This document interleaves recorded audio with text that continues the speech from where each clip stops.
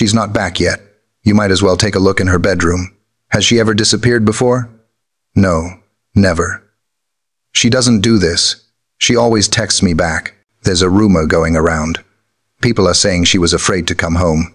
This is the chilling moment. A stepfather, we'll call him David, realized that police were already on his trail. Just hours earlier, his girlfriend's daughter, Lisa, had suddenly gone radio silent. When police arrived to investigate, it looked like just another messy teenager's bedroom with nothing out of the ordinary. But as officers scoured through the clutter, unsettling details began to emerge. Her glasses were left behind, her phone was missing, and hidden beneath the comforter, they found a disturbing red stain. What kind of monster hides in plain sight? Before we unravel the twisted web of lies this evil dad spun to cover his tracks, please hit that like button and subscribe to the channel so you never miss a mystery. Now, let's get into the story. The morning of Wednesday, May 8th, began with a silence that felt heavier than usual. For Chantel Oakley, the rhythm of the day was dictated by the small, digital interactions that connected her to her daughter, Riley. It was a routine carved into the bedrock of their lives. Riley, a 15-year-old with the vibrancy typical of her age, was not the type to embrace radio silence. She was tethered to her phone, and by extension, to her mother. Chantel checked her device. The screen remained blank. There was no good morning text, no complaint about the school bus, no random emoji sent just to bridge the distance between them as the workday began. Chantel felt a prickle of unease, a small, cold stone dropping into the pit of her stomach. She tried to rationalize it. Perhaps Riley had overslept. Perhaps she had rushed out the door and forgotten to charge her battery. Teenagers were prone to lapses in judgment, after all. But Riley was not just any teenager. She was consistent. She was communicative. The hours ticked by, dragging with an agonizing slowness. Chantel went through the motions of her job, but her mind was elsewhere, hovering in the digital void where her daughter's voice should have been. She sent a text. "Are you okay?" She waited. The minutes stretched into an hour. No reply. She sent another. "Call me when you get this." Still nothing. The silence began to transform from an annoyance into a palpable threat. Then came the phone call that shattered the fragile facade of normalcy. It was the school. The voice on the other end was professional, detached, yet the words struck Chantel with the force of a physical blow. Riley was not in class. She had been marked absent. She had never arrived. The cold stone in Chantel's stomach expanded, becoming a boulder of panic. Riley did not skip school. She did not vanish. She did not ghost her mother. The rationalizations Chantel had built earlier in the morning crumbled instantly. This was not a lapse in judgment. This was a deviation from reality. Chantel left her workplace immediately. The drive home was a blur of terrified anticipation. Her hands gripped the steering wheel so tightly her knuckles turned white. She dialed Riley's number again. It went straight to voicemail. That mechanical, recorded greeting sounded mocking now. She dialed Riley's grandmother. She dialed friends. No one had seen her. No one had heard from her since the previous night. As she pulled into the driveway, the house loomed before her, silent and imposing. It should have been a sanctuary, but now it felt like a vault keeping a secret. She burst through the front door, calling Riley's name. Her voice echoed off the walls, met only by the hum of the refrigerator and the settling of the house. She ran to Riley's bedroom. The door was shut. She pushed it open, her breath catching in her throat, hoping to see a sleeping figure, a heap of blankets, anything that would explain this terrifying absence. The room was empty. At first glance, it looked like the typical habitat of a 15-year-old girl. There were clothes on the floor, books scattered, the chaotic debris of a life in motion. But as Chantel stepped further inside, the panic that had been screaming in her mind quieted into a focused, chilling dread. She began to scan the room not as a mother annoyed by a mess, but as a detective looking for clues. She saw the eyeglasses. Riley needed those glasses. She could not see well without them. They were sitting there, abandoned. Why would she leave without her sight? Chantel's eyes darted to the nightstand. The chargers, The phone charger was still plugged in, the cord snaking across the table. Riley never went anywhere without a way to charge her phone. If she had planned to leave, if she had run away as the dark thought whispered in Chantel's mind, she would have taken these lifelines. She would have taken the glasses to see the world and the charger to keep her connection to it alive. The presence of these objects meant only one thing. Riley had not planned to leave. Chantel turned, her chest heaving. She needed answers. She found Andy McCauley, the man she lived with, the man who had been there while she was at work. He seemed calm, too calm. He asked if she had checked the room. He asked if Riley had ever disappeared before. His questions felt detached, like he was trying to solve a puzzle rather than find a missing child. He suggested she might have walked away. He suggested she might have left without saying anything. Chantel shook her head, the denial fierce and immediate. She told him that Riley did not do that. She told him that Riley did not fail to text. She told him about the glasses. Andy stood there, his demeanor unreadable. He mentioned rumors. He said people were saying Riley was afraid to come home. He tried to plant a seed of doubt, a narrative that Riley was the architect of her own disappearance. He tried to shift the focus from a missing child to a troubled teen. But Chantel was not listening to the spin. She was listening to her instincts. And her instincts were screaming that the silence of the morning was not an accident. It was not a rebellion. It was an erasure. She looked at the bed again. The sheets were rumpled. It looked like someone had slept there. Or perhaps, like someone had been interrupted. She did not see the dark stains yet. Those would be found later, by eyes trained to look for horror. But she felt the wrongness of it. The atmosphere in the room was heavy, oppressive. Chantel pulled out her phone again. She dialed 911. Her fingers trembled. She knew, with a terrifying certainty, that she was not calling to report a runaway. She was initiating a nightmare that would consume their entire town. She was admitting that the safety of their home had been breached.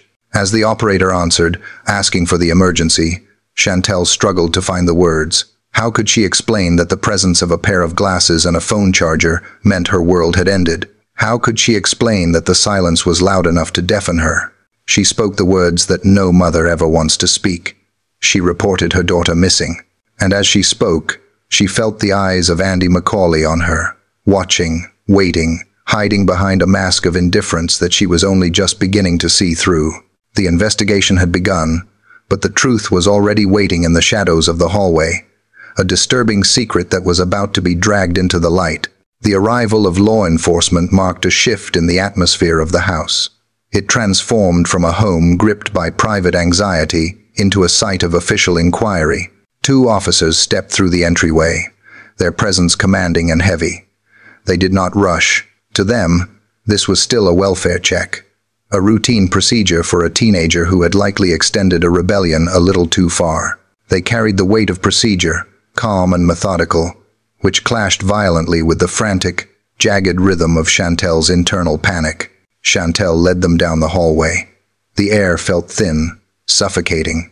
She gestured toward the closed door of Riley's bedroom, her hand trembling slightly. She needed them to see what she saw. She needed them to look past the surface and understand the terrifying language of the objects left behind. The officers pushed the door open and stepped inside.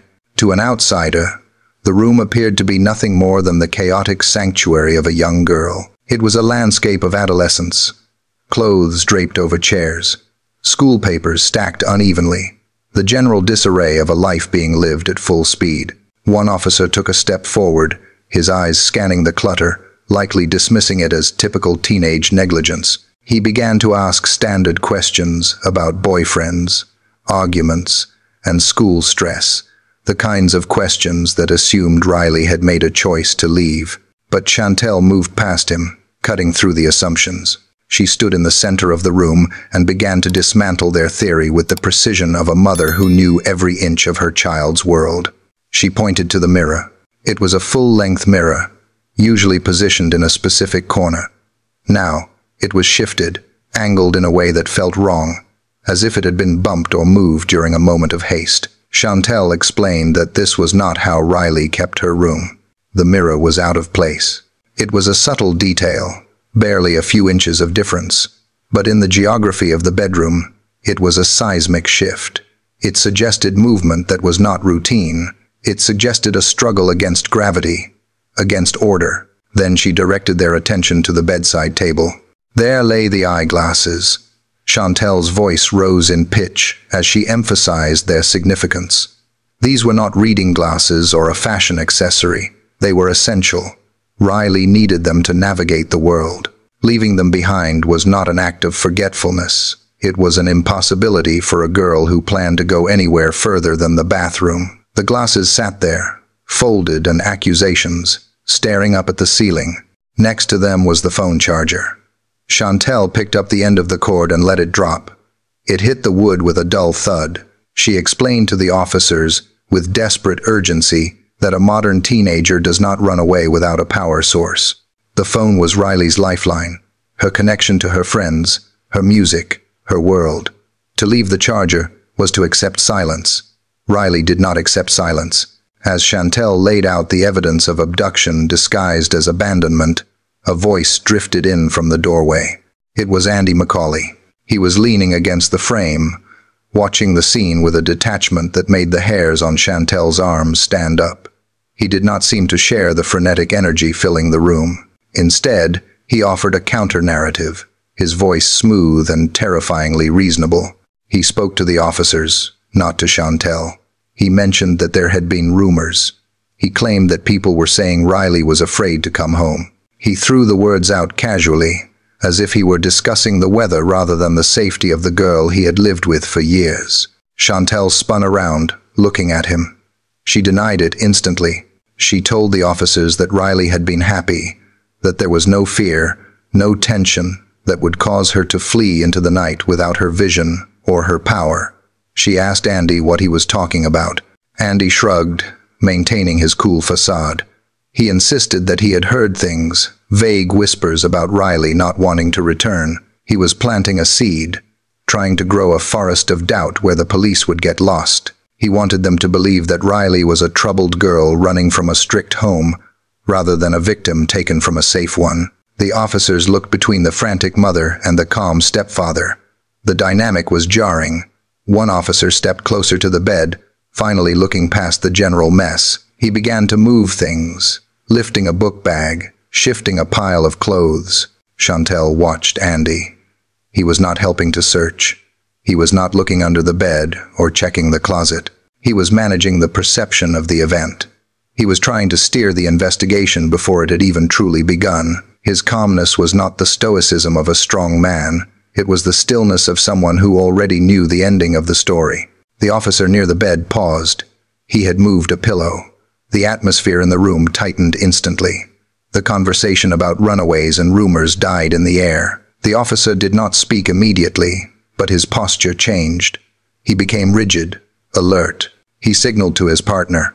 Chantel stepped forward, but the officer held up a hand, stopping her. The shift was absolute.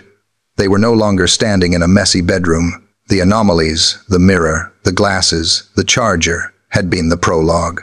Now, as the officers focused on the bedding, the realization hit everyone in the room, except perhaps Andy, who watched with his guarded eyes. This was not a place where a girl had packed a bag and left. This was a place where she had been interrupted. The room was not empty because Riley had walked out. It was empty because she had been removed, and as Andy stood in the doorway, blocking the exit, the web of his deception began to catch on the sharp edges of the truth that Chantel had pointed out. The investigation was no longer a welfare check. It was a hunt. The atmosphere in the bedroom had shifted from chaotic to clinical. The officers, who had initially stepped into the room with the casual demeanor of men performing a routine check, now moved with a sharpened sense of purpose. The mother's desperate tour of the room's anomalies, the misplaced mirror, the abandoned glasses, had peeled back the layer of assumptions that usually covered a teenager's disappearance. The air in the room grew heavy, charged with the static of an unspoken realization. One of the officers, a man with years of experience reading the silent language of crime scenes, moved toward the bed. To the untrained eye, the bed was simply unmade, a tangle of sheets and blankets typical of a morning rush. but the officer was looking for what was not immediately visible. He wore gloves now, a subtle but terrifying change in protocol that signaled the end of the welfare check and the beginning of an investigation. He reached out and took hold of the corner of the comforter. The fabric was bunched up near the head of the bed, obscuring the pillows and the sheet beneath. With a slow, deliberate motion, he pulled the heavy blanket back. The silence in the room, which had been fragile before, now shattered completely. There, on the bottom sheet, was a stain. It was not a small spot or a smudge that could be explained away by a spilled drink or a nosebleed. It was a significant, dark stain that stood out starkly against the soft pastel colors of the girl's sanctuary. Chantel gasped, a sound that seemed to suck all the oxygen out of the room. Her hands flew to her mouth, stifling a scream that threatened to tear her throat apart. The sight of that vital fluid on her daughter's bed was a message written in a language she did not want to understand. It spoke of injury. It spoke of fear. It spoke of a struggle that had happened in the silence of the night, just yards away from where she had been sleeping. The officer did not look at Chantel. His focus narrowed entirely to the bed. He leaned in closer, his eyes scanning the perimeter of the stain. He noticed something else, an anomaly within the anomaly. Mixed in with the dark red residue was a substance that had no business being in a teenager's bedroom. It was a chalky, white smear, thick and paste-like where it had dried against the fabric. He recognized it immediately. It was drywall mud, a compound used in construction to seal joints between sheets of wallboard. The presence of the substance was jarring. It was a foreign element, a contaminant that linked the scene to a world outside this bedroom. The officer's mind began to race, connecting dots that were not yet fully formed. Why would a girl have industrial construction material in her bed? Why was it mixed with the evidence of physical trauma? He looked up, his gaze instinctively drifting to the man standing in the doorway. Andy McCauley was still there, watching. The officer noted the man's hands, his clothes. Andy worked in construction. It was a known fact, a detail that had been mentioned in passing during their initial conversation. The connection was tentative, circumstantial, but it hung in the air like a poisonous vapor. The officer straightened up, his demeanor hardening. He turned to his partner and gave a subtle nod, a code between them that meant the situation had escalated to the highest level. They were no longer looking for a runaway. They were standing in a primary crime scene. "We need everyone to step out of the room," the officer said. His voice was no longer conversational. It was a command. "Now, do not touch anything else." Chantel could barely move. Her eyes were locked on the bed, on the crimson warning that screamed that her daughter had not left willingly. She felt a wave of dizziness, the reality of the situation crashing down on her. This was not a misunderstanding. Riley had been hurt. As the officers ushered them into the hallway, establishing a perimeter to protect the integrity of the evidence, the dynamic of the house collapsed. The safe haven was gone. In its place was a forensic puzzle. The officers knew that the stain on the bed was just the beginning. They needed to test it. They needed to confirm whose life force had been spilled. But in their guts, they already knew. The investigation had turned a corner from which there was no return. The drywall mud was a fingerprint of a different kind, a trace evidence that pointed away from the narrative of a rebellious teen and towards someone who knew how to build walls, and perhaps how to hide things behind them. As the police tape was pulled from a pouch to seal the door, the shadow in the hallway seemed to lengthen, stretching over the family, dark and suffocating. The hunt for Riley was now a race against time, and the enemy was no longer the unknown. It was someone who had walked these floors with dirty boots and a dark secret. The investigation had moved beyond the physical confines of the bedroom. While forensics teams worked to decode the crimson warning left on the sheets, detectives turned their attention to the invisible trail Riley had left behind, her digital footprint. In the modern world, the most intimate secrets were often not whispered in ears but typed onto screens, and the last person to connect with Riley in that digital space was her boyfriend, Hayden. 2 days after the disappearance, detectives brought Hayden in for questioning. The atmosphere in the interview room was stifling, not from heat, but from the crushing weight of expectation. Hayden sat across from the investigators, vibrating with the specific, restless anxiety of a teenager trapped in an adult nightmare. He was not a suspect in the traditional sense, but in the timeline of Riley's life, he was the final punctuation mark. The detectives began gently. They needed to establish a timeline. They asked him when they had last spoken. Hayden's eyes darted around the room, avoiding direct contact. He mentioned a FaceTime call. He said they had been talking about a school trip to Washington, a mundane topic that felt tragically normal against the backdrop of the current horror. He estimated the time of their last interaction to be late in the evening, around 10:30. But the detectives sensed a barrier. Hayden was holding something back. It wasn't the malicious withholding of a criminal, but the defensive crouching of a boy who was afraid of getting into trouble. The tension in the room spiked when the topic of text messages arose. The detectives asked to see his phone, to read the transcript of their final conversation. Hayden hesitated. The silence that followed was thick with unspoken panic. Finally, he admitted the truth. The messages were gone. He had deleted them. The admission hung in the air like smoke. To a detective, deletion usually implied guilt. It implied the destruction of evidence. They pressed him, their voices hardening. Why would he erase the last words of his missing girlfriend? Was he hiding a fight? Was he hiding a plan to run away? Hayden cracked under the pressure, but his confession was not one of murder. It was one of domestic fear. He explained that he had not deleted the messages to hide them from the police.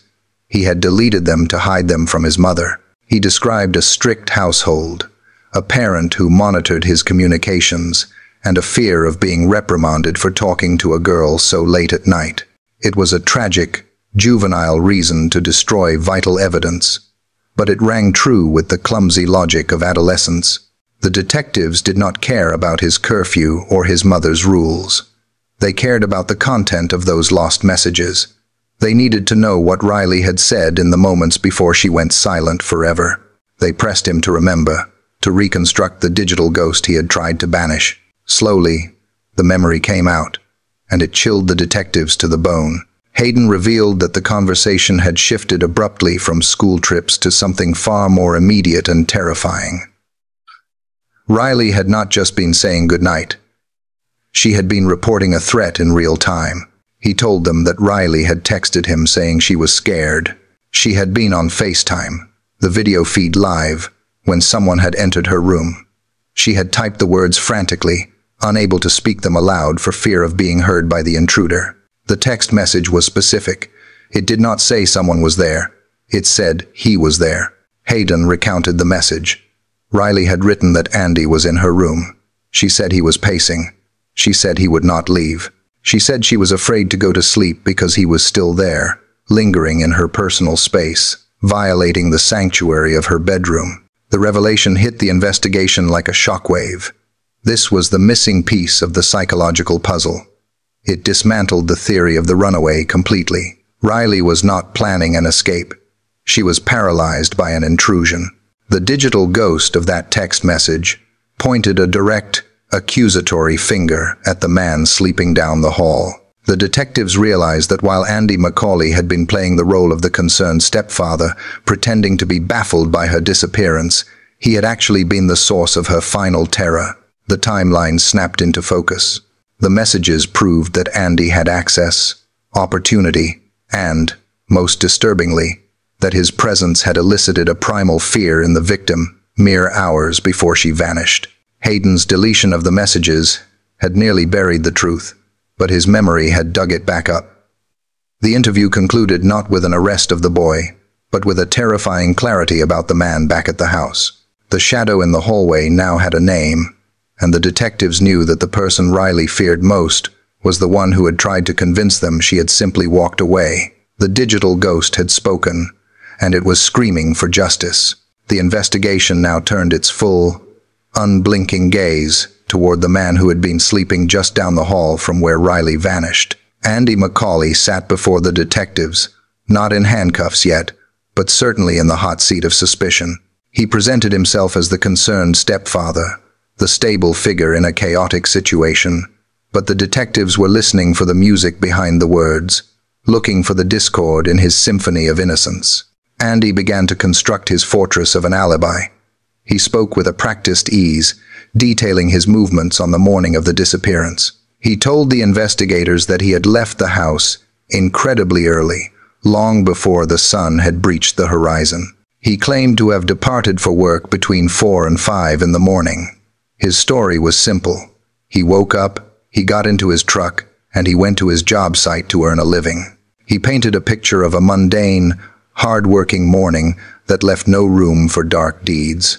He did not stop at defending himself. He actively tried to steer the narrative of the investigation. He leaned forward, his voice dropping to a conspiratorial whisper, and repeated the theory he had planted earlier with Chantel. He told the officers that there was a rumor going around town. He claimed people were saying Riley was afraid to come home. He suggested that perhaps she had run off because of some teenage drama or fear that had nothing to do with him. It was a clever tactic. By casting Riley as a troubled girl who fled a difficult situation, he was trying to transform a potential homicide investigation back into a missing person case. He wanted the police to look for a runaway, not a victim. He wanted them to search the streets, not his timeline. However, the detectives were seasoned hunters of the truth, and they knew that the devil often lived in the details of a daily routine. They decided to verify Andy's claims not just by checking clock-in times, but by understanding the man's habits. They reached out to the people who knew him best, including his work colleagues. They spoke to a man named Johnny, a co-worker who had spent countless mornings with Andy. When asked about Andy's morning routine, Johnny laughed, but it was a laugh that drove a nail into the coffin of Andy's alibi. Johnny explained that Andy was never an early riser. In fact, getting Andy to a job site on time was usually a struggle. Johnny described a ritual where he would often have to drive to Andy's house or call him repeatedly just to wake him up. Andy was known for sleeping in, for dragging his feet, for being the guy who was always running late. But on this specific Wednesday, the pattern had broken. Johnny revealed a detail that sent a chill through the detectives. On the morning Riley disappeared, he had not needed to call Andy. Instead, Andy had called him. The reversal was stark. The man who usually needed an alarm clock and a barrage of phone calls to rouse him from sleep had been awake, alert, and active in the pre-dawn hours of his own accord. He was up before the birds, before the sun, and certainly before he needed to be. The detectives looked at the timeline again. The lazy employee had suddenly become a model of punctuality on the exact morning his stepdaughter went missing. The anomaly was glaring. Why was he awake so early? Why was he so eager to establish contact with his co-worker? The detectives realized that Andy's early departure was not an act of professional dedication. It was an operational necessity. He needed the cover of darkness. He needed the empty roads. The fact that he called Johnny was not to coordinate work. It was to establish a digital footprint, a desperate attempt to say, "Look, I am awake, I am working, I am normal." But it was not normal. It was a performance. As Andy sat in the interview room, maintaining his calm facade and insisting he had been at work all day, the foundation of his story began to crack. The police now knew that his behavior that morning was a deviation from his entire history. He had broken his own character. And in a criminal investigation, a break in character is often the first sign of a guilty conscience. The man with the alibi had just handed the detectives the first hammer to smash it with. He had tried to use his job as a shield, but his own habits were about to become the weapon that dismantled him. The investigation into the disappearance of Riley Crossman had reached a critical juncture. Andy McCauley had presented the detectives with a shield of normalcy. He was a working man who had simply gone about his day while a tragedy unfolded at home. He claimed he had been at his job site all day, earning a paycheck, oblivious to the silence of the phone and the empty room back at the house. It was a solid story, mundane enough to be believable, but fragile enough to shatter if struck in the right place. The detectives decided to strike. They turned their attention away from Andy's smooth assurances and looked toward the objective reality of his employment. They needed to verify his presence not just with a clock in time, but with the people who had stood beside him. They contacted his colleagues and supervisors, expecting a routine confirmation, or perhaps a minor discrepancy. What they found was a chasm. When investigators spoke to another colleague to verify Andy's alibi, the story of the dedicated worker evaporated instantly. The colleague was blunt and confused by the inquiry. He told the police that Andy had indeed arrived at work, but he had not stayed. In fact, Andy had vanished from the job site almost as soon as the day had begun. The detectives pressed for specifics. They needed to know the duration of this absence. Was it a lunch break? A quick errand? The answer was damning. The colleague revealed that Andy had left work and remained gone for nearly 5 hours. The timeline the detectives had built based on Andy's testimony collapsed. He had claimed to be working the entire day, a pillar of stability. The reality was that for a massive, unexplained block of time, roughly from the mid-morning until he returned, around 2:45 in the afternoon, Andy McCauley was a ghost. He was off the grid. He was unaccounted for during the exact window of time that the investigation desperately needed to fill. This was not a minor lapse in memory. This was a deliberate omission. To miss 5 minutes of work is an accident. To miss 5 hours is a mission. The detectives looked at the map. 5 hours was an eternity.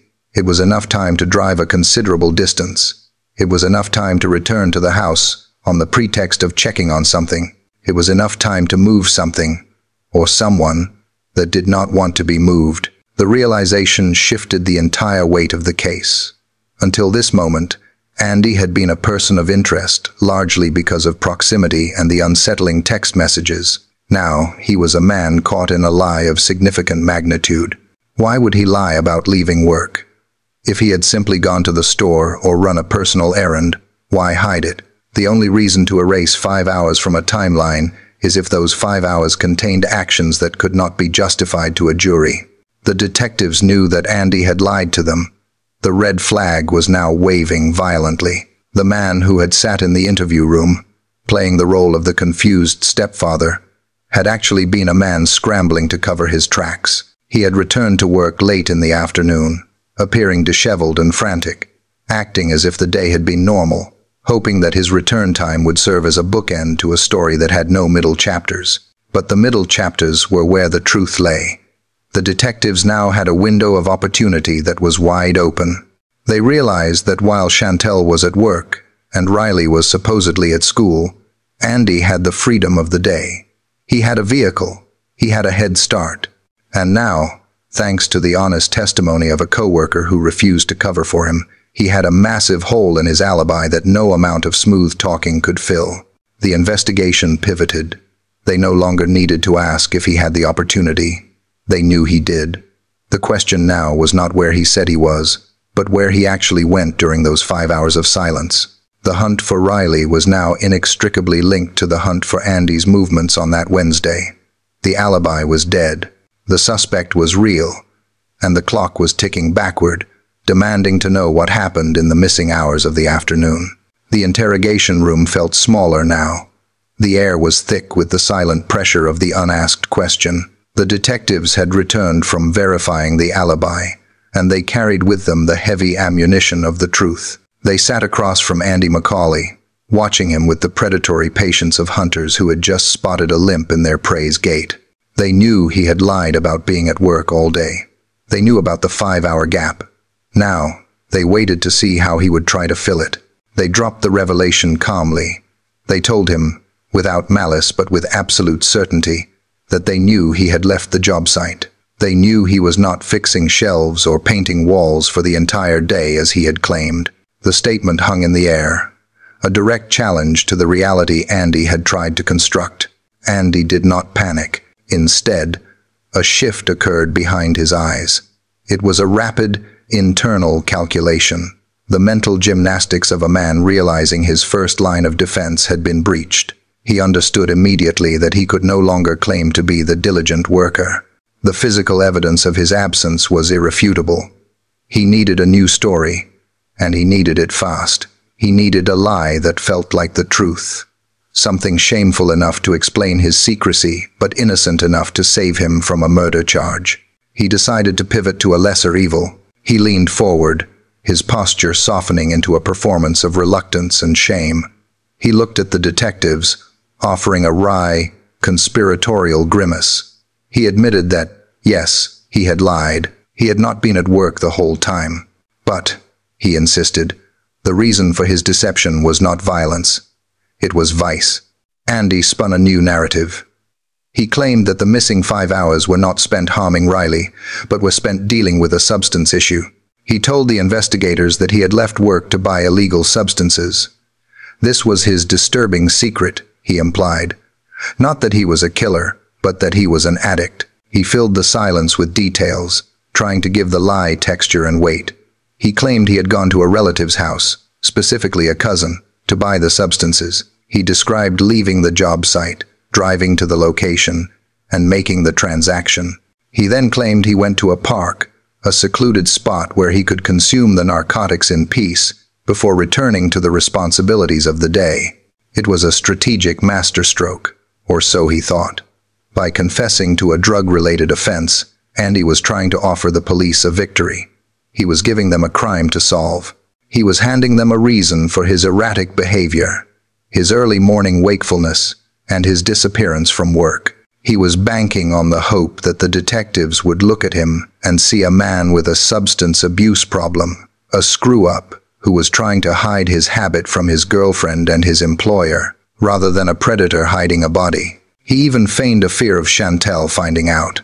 He played the role of the henpecked partner who was more afraid of domestic trouble than legal trouble. He suggested that his initial lie, claiming he was at work, was simply to protect his relationship and his job, a common, relatable dishonesty. The detectives listened. They nodded. They let him talk, letting the rope of his story unspool further and further. To an untrained observer, it might have looked like Andy was gaining their trust, bonding with them over the boys will be boys narrative of sneaking off to get high. But the detectives were not untrained observers. They saw the drug diversion for exactly what it was, a desperate, tactical retreat. They recognized the pattern. Suspects often admitted to minor crimes to distract from major ones. It was a way to explain away a lack of an alibi without placing themselves at the scene of the murder. However, Andy's story had a flaw. He was improvising.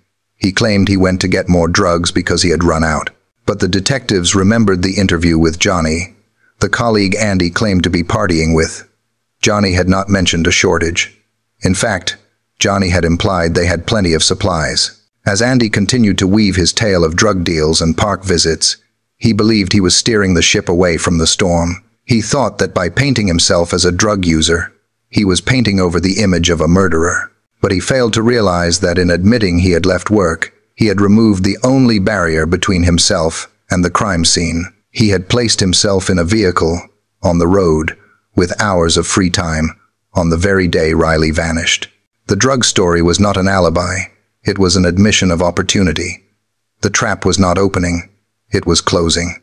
The detectives sat quietly with Andy McCauley's drug story hanging in the air. It was a convenient lie, designed to admit to a minor moral failing to cover a catastrophic one. Andy had claimed he left work to buy illicit substances because he had run out, painting a picture of a desperate addict needing a fix. But in an investigation of this magnitude, every detail is weight-bearing, and the police were about to test the load. They called Johnny back in. Johnny was the colleague Andy claimed to be meeting for this secret transaction. The detectives did not reveal everything to Johnny. They simply asked for clarification on their supply. They asked if it was true that they had run out of their illicit materials that morning. Johnny's answer was immediate and devastating to Andy's narrative. He told the officers that they had plenty. He explained that they had a couple of lines each left, more than enough to get through the day. There was absolutely no reason for Andy to leave the job site to buy more. The logic of the addiction defense crumbled. A user does not leave work to buy what he already has in his pocket. The detectives returned to Andy with this ammunition. They did not shout. They simply laid the contradiction on the table. They told him that his friend had not backed him up. The drug run was a fabrication. Andy scrambled. He tried to adjust his story again, shifting the timeline, claiming he went to a different house, or that he used the substances alone. But the damage was done. The detective saw the pattern clearly now. First, he was at work. That was a lie. Then, he was buying drugs. That was a lie. The walls of the interrogation room seemed to close in. The detectives leaned in, their voices dropping to a grave whisper. They told him they knew he was not at a drug house. They knew he was not at a park. They knew he had gone somewhere else entirely. And the reason he was lying so desperately was that the truth was unforgivable. Andy remained silent, his eyes hard, maintaining his innocence, but the beads of sweat on his forehead told a different story. The colleague he thought would be his alibi had just become the witness to his deception. While Andy fought a losing battle in the interview room, a different team of investigators was scouring the visual history of the town. In the modern world, it is nearly impossible to move without being seen by a machine. The police pulled surveillance footage from every business and school along the route between Andy's job site and the family home. They found him. The footage from a high school security camera was grainy, but the vehicle was unmistakable. It was Andy's work truck.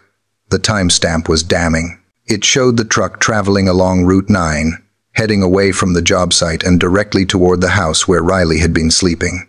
The detectives traced the path. The truck appeared on camera in the mid-morning, driving with a purpose. It was not meandering toward a park. It was moving toward the crime scene. But the most chilling piece of video evidence came from a witness statement that corroborated the camera's eye. A neighbor reported seeing the truck backed up into the driveway of the family home. This detail was crucial. The truck was not parked in the street. It was backed up to the house, the bed of the pickup truck positioned close to the door. This was a tactical maneuver. It suggested loading. It suggested that something heavy needed to be moved from the house into the vehicle without being seen by prying eyes. The police reconstructed the timeline. Andy had left work. He had driven to the house. He had backed the truck up. And then, hours later, the cameras caught him driving away. The electronic eye had captured the logistical reality of the crime. He had not gone to get high. He had gone to erase a life. The visual evidence locked him into a timeline he could not talk his way out of. He was at the scene of the disappearance, exactly when the disappearance happened.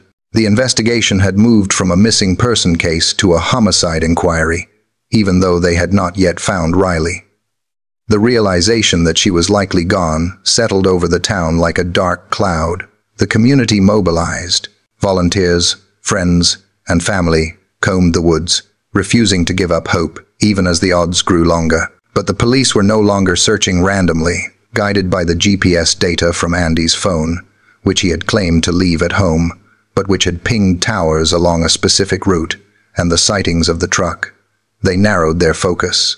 They brought in the canine units. These were not ordinary dogs. They were trained to detect the specific scent of human remains. The handlers led them along the mountainous roads where the truck had traveled. The air was thin and cold. The dogs moved with a frenetic energy, their noses close to the ground, reading the invisible story written on the earth.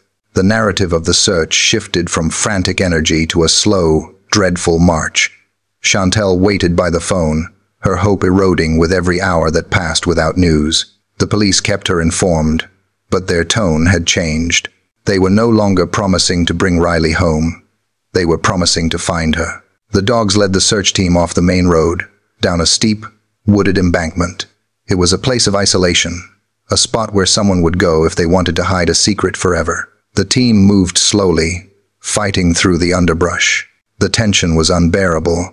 Every rustle of leaves, every bark of a dog sent a jolt of adrenaline through the searchers. They were walking the path of the killer, retracing the steps of the truck that had carried a terrible cargo into the silence of the woods. It was on a steep decline near a localized mountain area that the search came to its heartbreaking conclusion. The dogs stopped. The handlers signaled. The area was cordoned off immediately. There, amidst the trees and the silence of nature, they found Riley. The discovery was not a moment of triumph, but of profound sorrow. The narrative pauses here to respect the victim. There was no dramatic rescue. The forest had held the secret for days, but now it gave her back. The condition of the remains testified to the time that had passed, confirming that the violence had occurred days ago, likely on the very morning she vanished. But the mountain held more than just the victim. As crime scene technicians combed the area, sifting through the dirt and leaves, They found foreign objects that did not belong in the wild. Scattered near the scene were several industrial screws. They were specific, metallic, and out of place. The detectives recognized them. They were sheet metal screws, the kind used in construction, the kind used to hang drywall. These tiny pieces of metal were the smoking gun. They were the physical link between the body in the woods and the man in the interrogation room. The screws matched the ones found in Andy McCauley's work truck. He had likely tracked them out of his vehicle on the soles of his boots, or they had fallen from the truck bed when he unloaded his tragic burden. The mountain had revealed its secret, and in doing so, it had pointed a finger directly at the stepfather.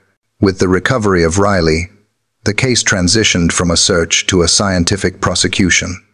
The evidence was brought to the lab, where the silent witnesses began to speak. The forensic team analyzed the blood found on the pillow in Riley's room.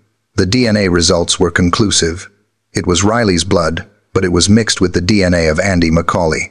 The mixture proved there was a close contact struggle. It suggested contact during a struggle, a moment where attacker and victim were physically entangled. But the science went deeper. The technicians analyzed the mud found on the pillow and the sheets. It was confirmed to be drywall compound. They compared the chemical composition of this mud to the drywall mud found in the bed of Andy's pickup truck. It was a match. The story the science told was horrific but clear.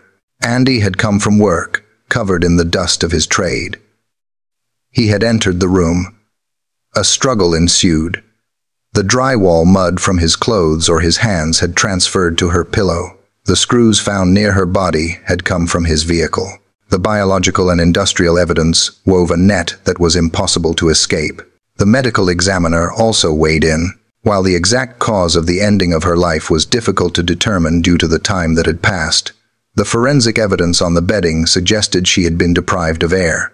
It suggested that she had been silenced in her own bed, likely before she could even scream for the mother, who would have saved her. The science of guilt proved that this was not a runaway case. It was a cold, calculated execution in the sanctity of a bedroom. 8 days after Riley Crossman vanished, the police made their move. They had the timeline, the video, the witness statements, and the forensic proof. They approached Andy McCauley not as a person of interest, but as a suspect charged with murder. The arrest was a moment of high tension. The community, which had been holding its breath, exhaled in a mix of relief and fury. Andy was taken into custody. As the handcuffs clicked around his wrists, the detectives looked for a crack in his armor. They looked for tears, for remorse, for a confession that would explain why. But Andy gave them nothing. He maintained a stone-faced denial. He pleaded not guilty. He looked at the cameras and the officers with a chilling detachment, as if the mounting evidence was just a bureaucratic mistake. For Chantel, the arrest was the final betrayal. The man she had allowed into her home, the man who had slept beside her while she worried about her missing daughter, was the monster who had taken her. The realization was a psychological break, a trauma that would redefine her life. She had to reconcile the banality of their daily life with the horror of his secret actions. Andy's silence was his final weapon, denying the family the closure of a confession, forcing them to endure the agony of a trial. The trial of Andy McCauley was a battle between narrative and fact. The defense tried to exploit the ambiguity of the medical evidence. They argued that because the medical examiner could not definitively state how Riley died, the jury could not convict Andy of murder. They tried to cast doubt on the timeline, suggesting that the 5-hour gap was just a drug binge, not a window for murder. But the prosecution had a powerful witness, Riley herself. They projected the text messages onto the screen in the courtroom. The words Riley had typed to her boyfriend, "Andy is in my room. I am scared," filled the silence of the court. It was the voice of the voiceless. It was a real-time testimony from the victim, identifying her killer moments before he struck. The prosecution laid out the circumstantial chain. They showed the jury the screws. They showed the drywall mud. They showed the truck backing up to the house. They showed the lies Andy told about his alibi. They argued that while one coincidence might be an accident, 10 coincidences were a pattern. The jury watched Andy. He sat motionless, emotionless. The contrast between his cold demeanor and the heartbreaking testimony of Riley's friends and family was stark. The prosecution painted a picture of a man who thought he was smarter than the police, smarter than the science, and who believed he could dispose of a human life like construction debris. The jury deliberated for a short time, roughly 4 hours over the course of 2 days. The weight of the evidence was overwhelming. They returned to the courtroom, the air thick with anticipation. Chantel held the hands of her family, her eyes fixed on the jury foreman. The verdict was read. Guilty. Guilty of murder in the first degree. A sob broke out in the gallery. It was the sound of a tension breaking, of a justice long overdue finally arriving. Andy Macaulay stood and heard the words that would define the rest of his existence. The judge, seeing the lack of remorse and the brutality of the betrayal, showed no mercy. He was sentenced to 2 consecutive life terms. Andy Macaulay would never walk free again. He would never hurt another child. He would die in a cage, stripped of the freedom he had stolen from Riley. As he was led away, the shadow in the hallway finally dissipated. The house would never be the same, and the pain would never fully heal. But the truth had been dragged into the light. Riley Crossman's voice had been heard, and the monster who tried to silence her was silenced himself by the heavy doors of a prison cell. This case serves as a terrifying reminder that sometimes the danger is not a stranger in the dark, but the person smiling at us from across the dinner table. Riley Crossman was a bright, loved young woman whose instincts were sharp. She knew something was wrong, and she tried to tell us.